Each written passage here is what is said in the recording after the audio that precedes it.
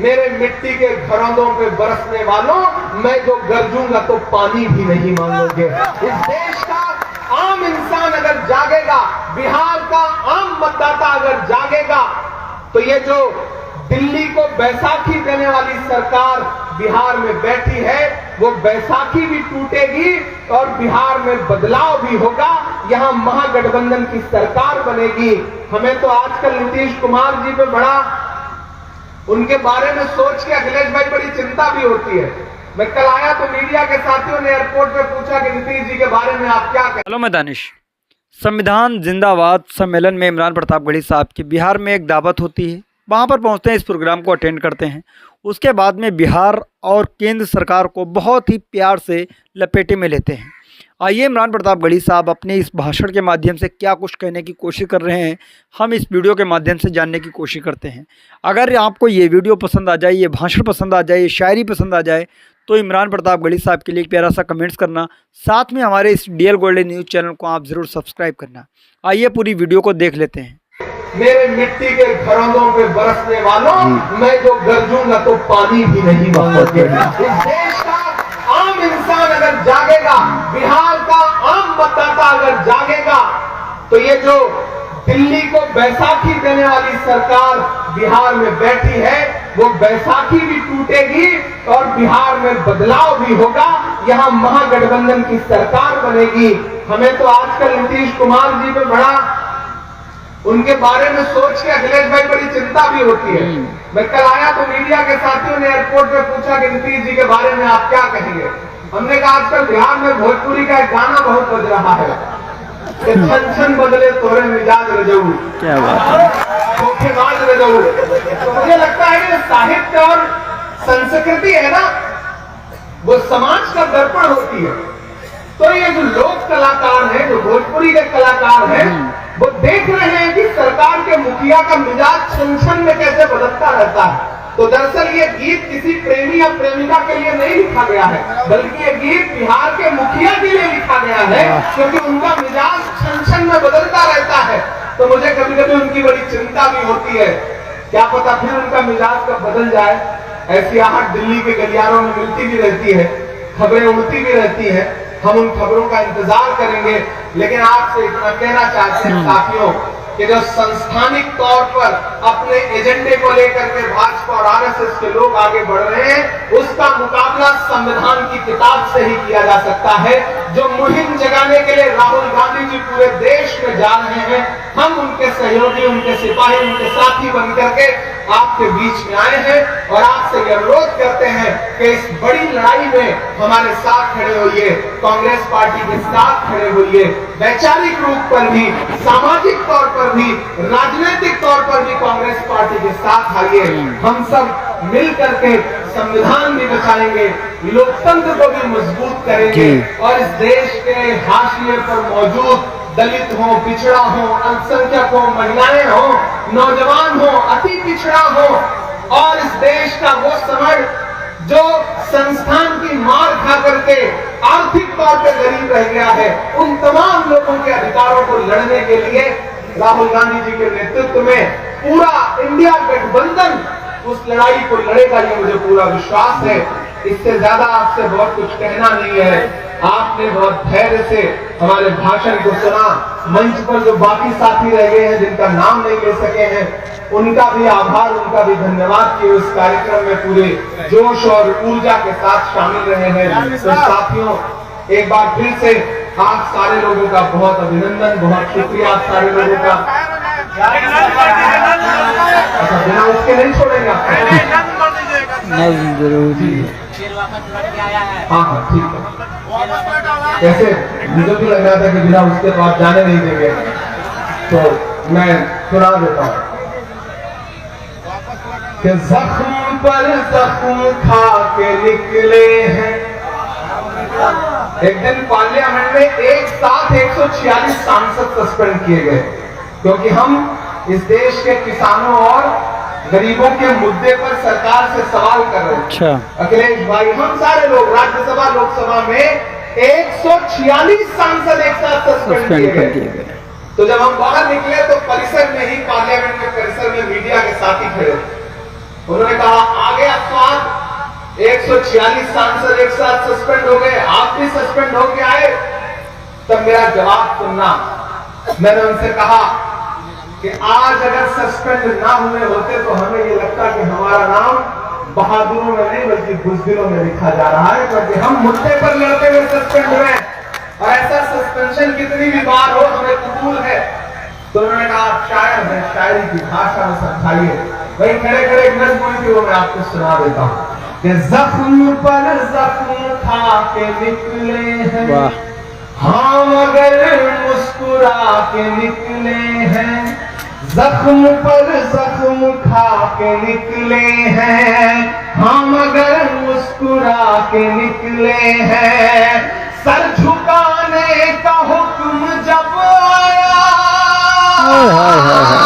Sir झुकाने का हुक्म जब आया, और भी सर उठा के निकले हैं, और भी सर उठा के निकले हैं, नारे हक लगा के निकले हैं कि हर सितम का जवाब आएगा। क्या कहने, ये मैं बिहार के नौजवानों की तरफ से सरकार से कह रहा हूँ जिन्होंने रात में लाठियां बरसाई, कि हर सितम का जवाब आएगा, देखना इनकलाब आएगा। और अगली जो दो लाइनें हैं ना, यहाँ पंडाल में मौजूद एक एक घास हवा में उठना चाहिए, जाना चाहिए पटना तक आपकी तालियों का शोर, कि देखना इनकलाब आएगा, हर सितम का जवाब आएगा, अच्छे दिन का किए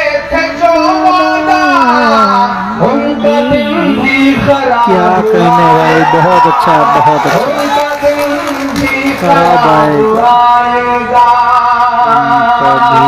कि झूठ के हाकिमों के चेहरे पर आईना हम दिखा के निकले हैं, बहुत अच्छा, नारे हक लगा के निकले हैं। एक बुनियादी अंतर समझिए सत्ता पे बैठे हुए लोगों का और हम विपक्ष पे बैठे हुए लोगों का। आप नीतीश जी की भाजपा की कोई भी रैली उठा के देख लीजिए, सम्राट चौधरी जी का मुंह इधर होगा, नीतीश जी का उधर होगा, अशोक जी का उधर होगा, कहीं से कोई गणित मिलता ही नहीं है। लेकिन एक अच्छी चीज ये है कि आप महागठबंधन के नेता जब भी मंच में बैठे होंगे तो मुस्कुरा रहे होंगे। हम और अखिलेश भाई बैठे थे तो सुकून से बातचीत कर रहे हैं, बिहार की राजनीति में हंस रहे हैं, खा पी रहे हैं, कोई तनाव नहीं है।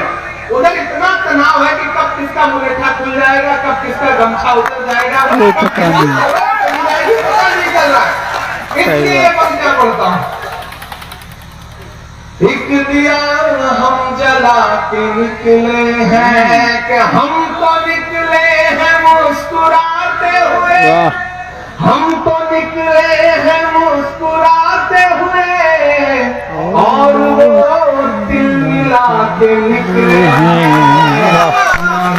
हक लगा के। क्या कहने भाई, क्या कहने, नारे हक लगा के निकले हैं, जख्म पर जख्म खा के निकले हैं, हम अगर मुस्कुरा के निकले हैं, सर झुकाने का हुक्म जब आया, और भी सर उठा के निकले हैं, नारे हक लगा के निकले हैं। और जाते जाते अंतिम में ये पंक्तियां सुना के जाता हूँ, सुना के जाऊंगा तो आप कहेंगे कि तो सिर्फ भाषण सुना के चला गया। क्या कहाँ सोया है चौकीदार,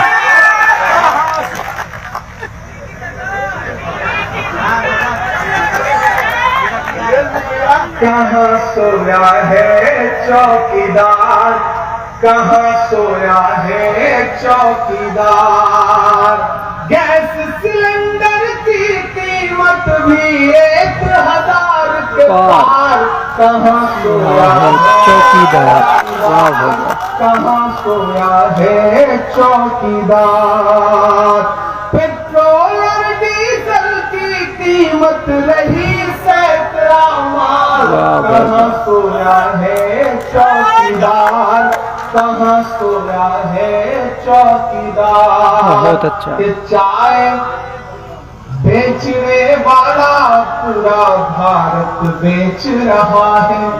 बेच रहा है कि नहीं बेच रहा है? देखिए, हम कवियों शायरों को थोड़ी सी लिबर्टी होती है, हम सलीके से अपनी बात कह लेते हैं। आजकल उसमें भी खतरा है। पोएट्री, आर्ट, लिटरेचर, कैसे सारी आवाजों को दबाया जा सकता है। हम करें बात दलीलों से तो रद्द होती है, उनके होठों की खामोशी भी सनद होती है। कुछ ना कहने से भी छिन जाता है जादे सुखन, जुल्म सहने से भी जालिम की मदद होती है। इसलिए बोलना जरूरी है कि चाय बेचने वाला पूरा भारत बेच रहा है। इसी काम में हासिल से भारत बेच रहा है। कि रेल बिक गई, तेल बिक गया, बिका हवाई अड्डा। वाह भाई वाह। अब तैयार है ना नरकटियागंज वालों? कि रेल बिक गई, तेल बिक गया, बिका हवाई अड्डा। सब कुछ बिकता देख के खुश है अपने क्या कहना है। कि जनता महंगाई की मारी करती है हाहाकार। कहाँ सोया है चौकीदार, कहाँ सोया है चौकीदार। बहुत बढ़िया भाई। अंत में बस आपसे इतना कहता हूँ चंपारण के साथियों, मैंने आज इस इलाके को जितना जाना समझा और सबसे बात की, अध्यक्ष जी से भी मेरी। दोस्तों, इस वीडियो को देख करके आप क्या कहना चाहेंगे कमेंट्स करके ज़रूर बताइएगा। अगर ये वीडियो, ये भाषण, इसमें कही गई नज़्म अगर आपको पसंद आई है तो बिल्कुल भी देरी ना करिएगा, इस वीडियो को अभी लाइक करें और एक प्यारा सा कमेंट्स करें इमरान प्रताप गढ़ी साहब के लिए। और अगर ये वीडियो बनाने में मेरी कोई गलतियाँ, कमियाँ रह गई हैं तो आप कमेंट्स करके ज़रूर बता सकते हैं। और हम इसी तरीके के रिएक्शन वीडियो के तौर पर हम इस चैनल पर ऐसे ही वीडियो लाते रहते हैं। अगर आपको ये वीडियो, ऐसे वीडियो पसंद हैं तो मेरे डीएल गोल्डन न्यूज़ चैनल को आप ज़रूर सब्सक्राइब करें। जिस सब्सक्राइब करने का कोई भी खर्च, कोई भी पेमेंट, कोई भी रुपया नहीं लगता है, कोई कॉस्ट, कोई लागत नहीं लगती है।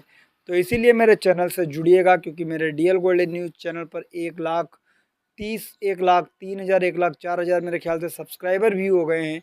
तो मैं ये चाह रहा हूँ कि आप भी मेरे चैनल का एक मेंबर बनिएगा, एक सदस्य बनिएगा, क्योंकि जैसे ही कोई वीडियोज़ हम अपलोड करें उसकी सबसे पहले नोटिफिकेशन, सूचना, या सबसे पहले आप उस वीडियो को देख सकते हैं, या सबसे पहले आप वीडियो को देखने के पहले कमेंट्स भी तुरंत कर सकते हैं। वीडियो पर क्लिक करने से तुरंत लाइक भी कर सकते हैं वीडियो को।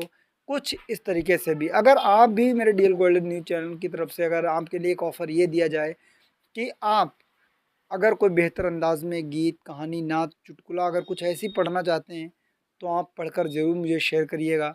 आप सोच रहे होंगे कि शेयर कैसे करें, तो आपके लिए एक सीधा सा ऑप्शन ये है कि आप कमेंट सेक्शन के ज़रिए से मुझे मैसेज करिएगा। उसके बदले में हम अपना व्हाट्सएप नंबर शेयर करेंगे और उसी व्हाट्सएप के ऊपर आप अपनी गीत, गज़ल, नात, कहानी, चुटकुला A to Z आपने जो भी पढ़ रखा होगा वो मुझे शेयर करेंगे और हम अपने डीएल गोल्डन न्यूज़ चैनल पर उसको अपलोड कर देंगे। अगर आपने बेहतर अंदाज में कोई चीज़ पढ़ रखी होगी तो दीजिए मुझे इजाज़त। मिलते हैं किसी और वीडियो के साथ। दुआ में याद रखना। जय हिंद।